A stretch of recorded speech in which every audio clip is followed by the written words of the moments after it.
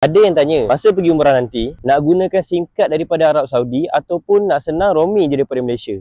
Yang mana satu Kalau nak lebih mudah dan senang ataupun nak terus guna je bila dah sampai kat Mekah, korang boleh roaming je daripada Malaysia. Pastikan aktifkan dulu roamingnya sebelum korang nak terbang, sebelum korang nak fly. Kalau untuk roaming, harganya sedikit mahal mengikut plan data yang diberikan oleh telco masing-masing.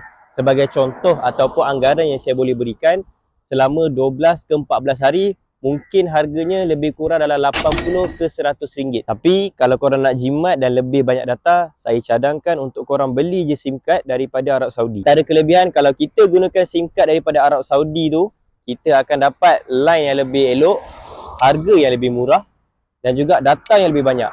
Lebih kurang harga dia 50 ke 100 ringgit je, dah boleh tahan untuk sepanjang trip umrah kita selama 12 hari 10 malam. Jadi, yang mana satu korang pilih?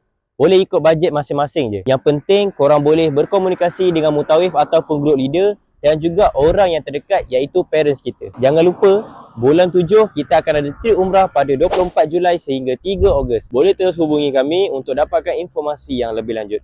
Fakir Travel, menjejak redha ilahi. Umrah dan haji niat disempurnakan.